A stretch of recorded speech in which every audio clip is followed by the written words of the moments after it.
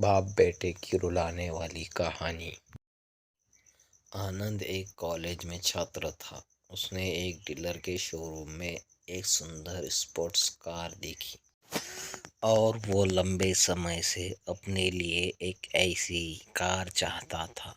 आनंद जानता था कि उसके माता पिता इसे खरीदने के लिए सक्षम है, इसलिए उसने उन्हें बताया कि उसे ये कार अपने ग्रेजुएशन कंप्लीट होने पर गिफ्ट के रूप में दे। देखते ही देखते वो दिन भी आ गया और पिता ने जेम्स को अपने निजी कार्यालय में बुलाया। उन्होंने उससे कहा कि मुझे तुम्हारे जैसे अच्छे बेटे पर बहुत गर्व है। उन्होंने उसे बताया कि वो उससे कितना प्यार करता है और उसे एक प्यारा रैपर से लिपटा हुआ उपहार दिया।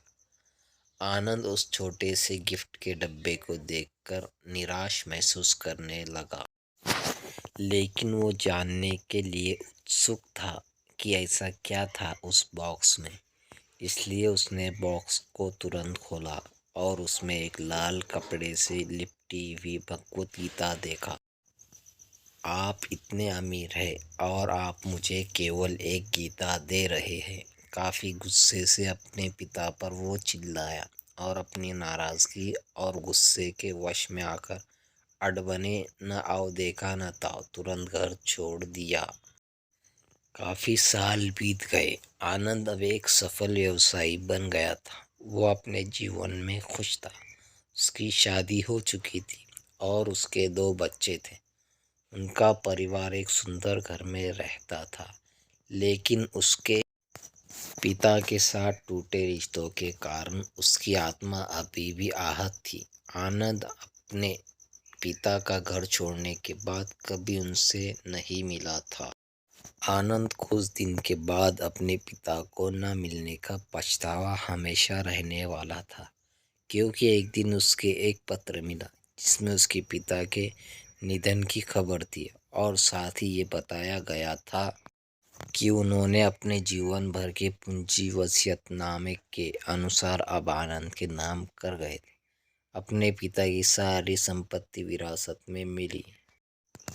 तब आनंद अपने पिता के घर पहुंचा और कुछ महत्वपूर्ण कागज़ की तलाश करने लगा और गलती से उसे वही भगवद गीता का उपहार लिपटा हुआ मिला, जिसे देखकर उसे फिर उसी उदासी का एहसास हुआ। उस गीता को उसने अच्छे से देखा तो उस पर अपने पिता के हैंडराइटिंग में कुछ लिखा पाया। उस पर लिखा था, मैं खुद को बेचकर भी हर सपना पूरा करूँगा तेरा, बस तू सपने ज़रा बड़े देखना। ये बोल रहा था बाप नहीं जिंदगी का सबसे पहला दोस्त तेरा। ये कविता पढ़ी ही थी कि अचानक उस किताब से एक चाबी गिरी, जिसके ऊपर लगे टैग पर उसके ग्रेजुएट होने की तारीख के साथ कॉन्ग्रेचुलेशन और आई लव यू लिखा हुआ था। आनंद के सर के ऊपर से उसके पिता का साया तो पहले ही उठ चुका था और आज उसकी ज़िंदगी की सबसे बड़ी गलती के बारे में जानकर उसके पैरों के नीचे से ज़मीन भी खिसक गई। इस दिन आनंद की आंखें और रूह दोनों पछतावे के आंसू रोई। इसी तरह की वीडियो देखने के लिए लाइक, कमेंट और हमारे चैनल को सब्सक्राइब करें।